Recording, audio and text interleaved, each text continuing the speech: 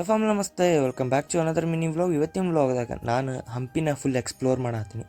So ಅದಕ್ಕಂತ ಹೇಳಿ ಬೆಳಗ್ಗೆ ನಾಷ್ಟ ಮುಗಿಸ್ಕೊಂಡು ಬಿಟ್ಟೆ. ಫಸ್ಟ್ ನಾವು ಹೋಗಿದ್ದೆ ಕ್ವೀನ್ಸ್ ಬಾತ್, ಹಜಾರ್ ರಾಮ್ ಮಂದಿರ್,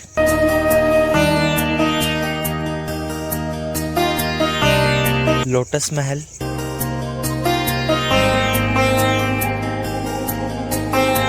ಮತ್ತು ಅಲ್ಲೇ ಇರುವಂತಹ ಎಲಿಫೆಂಟ್ ಸ್ಟೇಬಲ್ಗೆ ಹಾಗೂ ಲೋಟಸ್ ಮಹಲ್ ಆವರಣದಲ್ಲಿರುವಂತಹ ಒಂದು ಮ್ಯೂಸಿಯಂಗೆ ಹೋಗಿದ್ದೆ.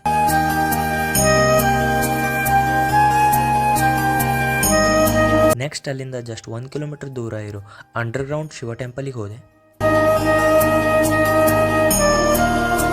ತುಂಬಿದ ಕೂಡ ತೊಳ್ಕೋದಿಲ್ಲ ಅಂತಾರೆ, ಬಟ್ ಹಂಪಿ ಬಿಸಿಲಿಗೆ ತುಂಬಿದ ಕೊಡೋದಂತ ಇರೋ ನನ್ನ ಮಕ 4 ದಿನದಿಂದ ಯಾರು ತಿನ್ಲಾರ್ದು ವಡ ಆದಂಗಾಗಿತ್ತು. ಅಲ್ಲೇ ಇರುವಂತಹ ನರಸಿಂಹಸ್ವಾಮಿ ಟೆಂಪಲ್ ಮತ್ತು ನರಸಿಂಹಸ್ವಾಮಿ ಟೆಂಪಲ್ ಬಾಜು ಇರುವಂಥ ಶಿವಲಿಂಗ ಟೆಂಪಲ್ಗೂ ಹೋದೆ.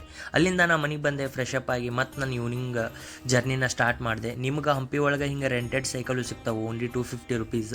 ನಿಮ್ಗೆ ಹೆಲ್ಪ್ ಆಗ್ಬೋದು. ನಾ ಈಗ ಹೊಂಟಿರೋ place one of the best and historical place of Hampi. ಇದನ್ನ ನೀವು ನೋಡಬೇಕಾ. ಇಲ್ಲಿಂದ ನಿಮ್ಗೆ ಅಂಜನಾದ್ರಿ ಬೆಟ್ಟನೂ ಕಾಣ್ತೈತಿ. ನಾ ಹೊಂಟಿರೋ ಪ್ಲೇಸೇ ಹಂಪಿ ರಥದ ಕಡೆ. ಹಂಪಿ ರಥ ಎಲ್ಲೈತೆ ಅಂತಂದರೆ ವಿರೂಪಾಕ್ಷ ಟೆಂಪಲಿಂದ ಜಸ್ಟ್ 2 ಕಿಲೋಮೀಟರ್ಸ್ ದೂರ ಐತಿ. ಪ್ಲೇಸ್ನ ವಿಸಿಟ್ ಮಾಡ್ಬೋದು. ಇದ್ರ ಟೈಮಿಂಗ್ 5:30 ಮಟ್ಟ ಅಷ್ಟೇ ಇರ್ತೈತಿ. ಸೊ ಆದಷ್ಟು ಬೇಗ ಹೋಗ್ರಿ.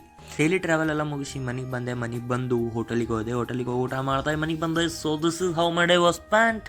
I hope you enjoy lot. So ಸಿಗೋಣ ಮುಂದಿನ ನೋಡೋದಲ್ಲಿ. ತಪ್ಪಕ್ಕಿಲ್ಲ, ಬಾಯ್, ಲವ್ ಯು. ಆದ್ರೆ ನೀನ್ ಮಾಡ್ತಾ ಇರೋದು ಸರಿ ಅನ್ಸದಿಲ್ವೋ? ನಾನು ಮಾಡ್ತಿರೋದು ನನಗ್ ಸರಿ ಇಲ್ಲ ಅನ್ಸ್ಬೇಕು, ನಿನಗಲ್ಲ. ನನಗ್ ಸರಿ ಇಲ್ಲ ಅಂತ ನಾನು ಕಾಂಟ್ಯಾಕ್ಟ್ ಮಾಡ್ತೀನಿ. ಇದೇ ಜಾಗದಲ್ಲಿ ಮಾತಾಡೋಣ. ಓಕೆ, ಬಾಯ್.